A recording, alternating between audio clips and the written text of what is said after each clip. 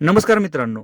आजच्या परिस्थितीमध्ये शेतकऱ्याचा गोठा जर लॉसमध्ये जात असेल ना, तर त्याला मित्रांनो 50% आज वेटरनरी डॉक्टर म्हणजे गुरांचा डॉक्टर जबाबदार आहे. आज डॉक्टरांच्या चुकीमुळे बरेचसे गोट्यामध्ये प्रॉब्लेम येतात आणि तो गोठा लॉसमध्ये जातो. सविस्तर माहिती देणार आहे मित्रांनो. नक्की डॉक्टरांच्या चुका काय होतात, व्हिडिओ शेवटपर्यंत बघा. व्हिडिओ जर आवडला तर लाईक करा. चॅनलवरती नवीन असेल तर चॅनलला सबस्क्राईब करायला विसरू नका. नमस्कार मित्रांनो, शेतकरी आणि टेक्नॉलॉजी आपल्या युट्यूब चॅनलमध्ये स्वागत आहे. मित्रांनो, डॉक्टर शिवाय गोठा चालूच शकत नाही. जर तुम्हाला औषधांची माहिती नसेल तर डॉक्टरांशिवाय गोठा हा पॉसिबलच नाही. कारण आपल्याला माहिती आहे की लहान लहान गोष्टीसाठी आपल्याला डॉक्टरांची गरज असते. पण आज प्रॉब्लेम काय झालाय माहिती आहे का मित्रांनो, की समाजामधले सगळे डॉक्टर नाहीत बरं का. म्हणजे मी सगळ्या डॉक्टरांना दोष नाही देत, पण एक 10% डॉक्टरांमुळं गोट आज बाद झालेले आहेत. पूर्णपणे बाद. 10% डॉक्टरांमुळे मित्रांनो. 90% डॉक्टर चांगले आहेत, चांगल्या प्रकारे मित्रांनो व्यवस्थित गायडन्स करतात. पण जे 10% डॉक्टर आहेत ना मित्रांनो, पूर्णपणे पैशाच्या मागं लागलेले आहेत. पूर्णपणे पैशाच्या मागं लागलेले आहेत. त्याचं एक उदाहरण देतो मित्रांनो. बऱ्याच दिवसापूर्वी किंवा बऱ्याच वर्षापूर्वी माझ्या गोठ्यामध्ये एक प्रॉब्लेम येत होता, कारण आपल्याकडे AI कंटेनर नाही, कारण आपला तेवढा मोठा गोठा नाही. भविष्यामध्ये आपण गोठा वाढवणार आहे आणि आपण AI कंटेनर सुद्धा वापरणार आहे. पण आता आपल्याला डॉक्टरांची गरज पडते, म्हणजे AI करताना फक्त आपण डॉक्टरांना AI करायला म्हणजे इंजेक्शन भरायला बोलवतो. मित्रांनो, प्रॉब्लेम काय झाला होता की गोठ्यामध्ये, की आपण ज्या टायमिंगला गाई भरत होतो, गाई गाभणच राहत नव्हत्या. नक्की प्रॉब्लेम काय आहे? त्या टायमिंगला आपल्याला एवढं नॉलेज नव्हतं ना, कारण पिशवी कशी असते, पिशवीची साईज कशी असते, किंवा इन्फेक्शन वगैरे ह्या गोष्टी मित्रांनो एक 5 ते 6 वर्षापूर्वीच्या सांगतोय मी, माझ्या गोठ्यामधला प्रॉब्लेम. ह्या गोष्टी एक नॉर्मल शेतकरी म्हणून मी दूध व्यवसाय करत होतो. आता जो मी व्यवसाय करतो ना मित्रांनो, आता माझ्या गोठ्यामध्ये फक्त AI म्हणजे इंजेक्शन भरायला डॉक्टर येतात. बाकीच्या सगळ्या गोष्टी मी चेक करतो. औषध सोडणे पिशवीमध्ये, पिशवी क्लीन करणे, इन्फेक्शन आहे का, किंवा पिशवीवरती सूज आहे का, ओविरी कशा आहे त्या, कोणत्या प्रकारचं इन्फेक्शन आहे, गाई आजारी पडल्यानंतर कोणती ट्रीटमेंट करायची, मी स्वतः शिकलेलो आहे.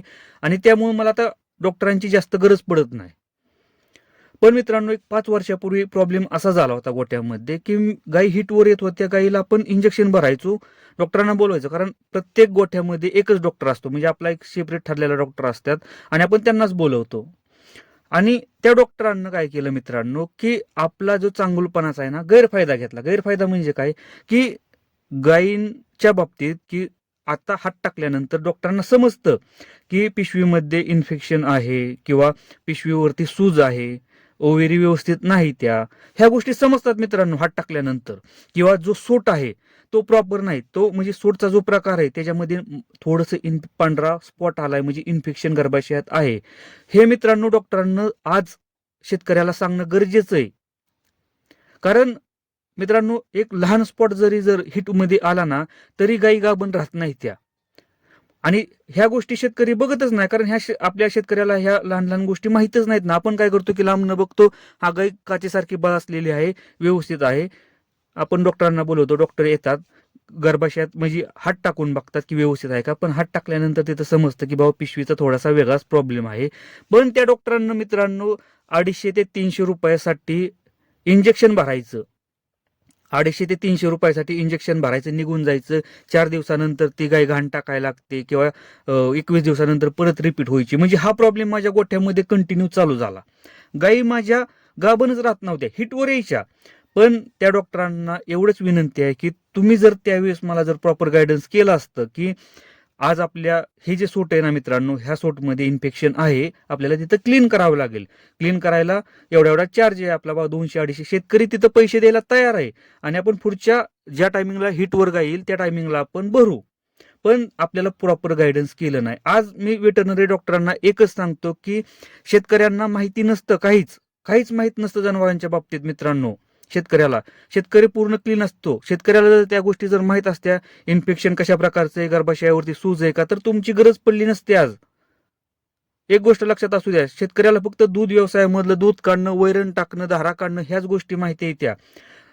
औषधांविषयी माहिती किंवा गर्भाविषयी माहिती ह्या गोष्टी माहिती नाहीत, त्या तुम्ही व्यवस्थितपणे गायडन्स करून सांगितल्या पाहिजेत, गाईड केलं पाहिजे की गर्भाशयावरती सूज आहे, आपण ह्या प्रकारची औषधं वापरू, तो त्याशिवाय ही गाय व्यवस्थित राहणार नाही. तुम्ही गाईड करा. मी डॉक्टरांना सांगतो, व्यवस्थितपणे सांगा, एक्सप्लेन करून सांगा. शेतकऱ्यांना समजत नाही, त्या शेतकऱ्यांना विश्वास बसत नाही मित्रांनो. कारण एकतर 2 व्यवसाय हा लॉसमध्ये झालेला असतो. मला माहिती आहे की औषधांवरती खर्च होतो, असं नाही. औषधांवरती खर्च होतो, ट्रीटमेंट केल्यानंतर लगेच एखाद्या गायीवरती फरक पडत नाही. त्या गायीला 4 महिने जातात, 6 महिने जातात. तुम्ही त्यांना प्रॉपर गायडन्स करा. आज शेतकऱ्याची 1.5 लाख रुपयाची गाय असू द्या किंवा 2 लाख रुपयाच्या गायी सुद्धा शेतकरी विकत आणतोय. त्या जर गायी जर लहान लहान कारणावरून जर हिटवर येत नसतील किंवा गाभण राहत नसतील ना मित्रांनो, तर ह्याला पूर्णपणे वेटरनरी डॉक्टर जबाबदार आहे. कारण 2 लाखाची गाय जर 20 आणि 25 हजार रुपये जर विकावी लागत असेल शेतकऱ्याला, तर ह्यात शेतकऱ्याची काय चूक आहे? कारण शेतकऱ्याला त्या गोष्टी माहित नाही. त्या आज डॉक्टरांना 2-2, 3-3, 4-4 वर्ष अभ्यास केलेला आहे त्याच्यावरती. आज तुम्ही त्या गोष्टी सांगितल्या पाहिजेत की आपल्याला हे ट्रीटमेंट करावी लागणार आहे, त्याशिवाय पर्याय नाही. आणि तुम्ही ते ट्रीटमेंट करून मित्रांनो त्या गायी गाभण करून दाखवा.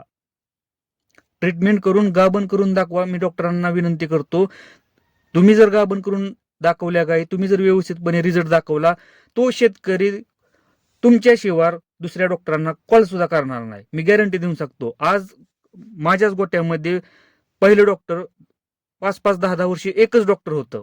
एकच डॉक्टरांना कॉल असायचा, कारण व्यवस्थितपणे गायडन्स करायचे, व्यवस्थितपणे सांगायचे. पण आत्ताच्या कंडिशनमध्ये फक्त आणि फक्त लुटालुटीचं काम चालू आहे.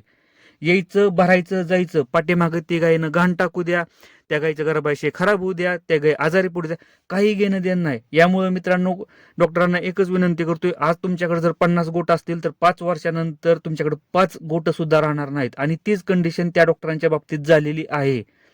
आज माझ्यापासून डॉक्टर जात्यात, येत्यात, पण आज मी बोलू शकत नाही. का? कारण त्यांना मला 5 वर्षापूर्वी जो दगा दिला होता, जी कंडिशन माझ्या गोठ्यामध्ये आणली होती, त्या कारणामुळे मी आज त्यांना बोलू शकत नाही मित्रांनो. त्यामुळे शेतकऱ्याचा विश्वासघात करू नका. एकदा का शेतकऱ्याचा विश्वास गेला ना, परत शेतकरी त्या डॉक्टरांना कधीच गोट्यावरती बोलवत नाही. त्यामुळे प्रॉपर गायडन्स करा, प्रॉपर नॉलेज शेतकऱ्याला द्या, माहिती द्या. गेल्यानंतर गोट्यामध्ये व्यवस्थित माहिती द्या, कारण त्या शेतकऱ्याला त्याविषयी कोणतीच माहिती नसते. त्यामुळे थोडीशी माहिती देत चला डॉक्टरांना, एकच विनंती. आणि हा व्हिडिओ सगळ्या डॉक्टरांसाठी नाही, समाजामध्ये चांगले डॉक्टर सुद्धा आहेत, चांगले गायडन्स करणारे डॉक्टर सुद्धा आहेत. फक्त हे 10% जी डॉक्टर आहेत ना, व्यवस्थित गायडन्स करत नाहीत, व्यवस्थित ट्रीटमेंट करत नाही ती.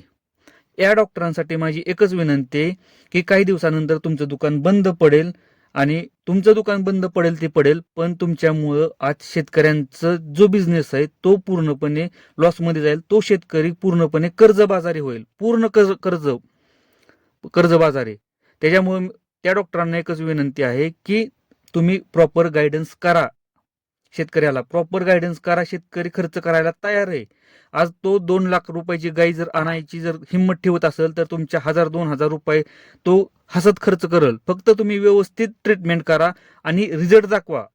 रिझल्ट दाखवल्यानंतर शेतकरी तुम्हाला कधीच गोट्यावरून सोडणार नाही.